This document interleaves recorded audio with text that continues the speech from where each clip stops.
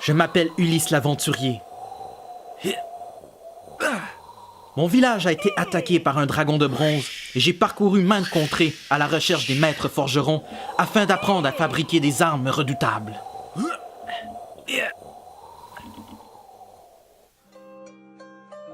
Maître forgeron, j'ai parcouru maintes contrées à votre recherche afin d'apprendre à fabriquer des armes redoutables. Tu es venu au bon endroit, mais sache que la tâche n'est pas simple. Tout d'abord, tu devras te procurer du fer et du carbone. Tu devras par la suite les mélanger pour obtenir de l'acier. À température pièce, deux structures sont favorisées en fonction de la concentration en carbone. Tu obtiendras un mélange de ferrite et de cémentite. La ferrite est presque dépourvue de carbone et la cémentite en est saturée. Ces deux structures ne sont pas assez solides pour tes besoins. Tu devras faire chauffer ton acier pour le transformer. Mais cesse ces absurdités.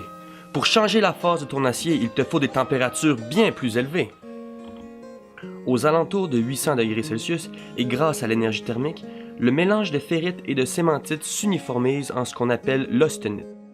Compris. Celle-ci a une structure différente de l'acier à température ambiante, ce qui permet de répartir le carbone de façon plus uniforme. Par contre, cette phase n'est stable qu'à très haute température.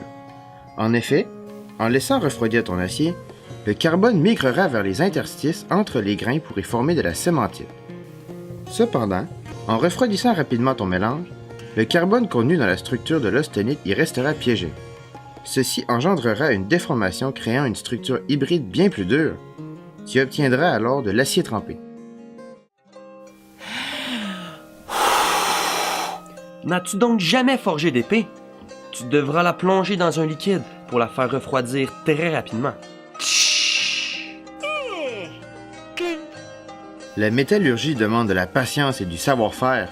Bien que très dur, ton acier est encore trop cassant pour l'usage. Le refroidissement rapide cause de la tension entre les grains de ton acier. Tu devras effectuer des cycles thermiques pour donner à ton épée la flexibilité désirée.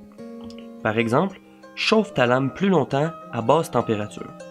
On appelle ce traitement le cycle de revenu. Ainsi, une partie du carbone piégé dans l'austenite sera libérée. Ceci diminuera la tension et augmentera la résistance de la lame. Un équilibre entre la dureté et la flexibilité est essentiel à la fabrication d'une épée redoutable. Y a-t-il d'autres techniques pour rendre mon arme encore plus redoutable? Bien sûr, nous t'expliquerons comment utiliser les alliages pour améliorer davantage ton acier. Tu devras ajouter à ton mélange de fer quelques autres éléments, comme le chrome, le tungstène, le nickel et le silicium. Lorsque tu remplaceras un atome de fer par un atome plus grand ou plus petit, tu déformeras la structure de la maille.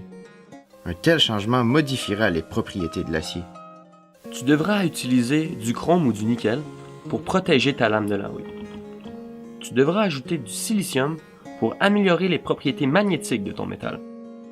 Tu devras introduire du tungstène pour permettre à ta lame de garder sa structure à haute température. Je vous remercie, maître forgeron. Avec ce savoir, mon village pourra se défendre contre une nouvelle attaque. Grâce aux nouvelles connaissances sur la métallurgie, mon village a été sauvé. Je m'appelle Ulysse, le héros.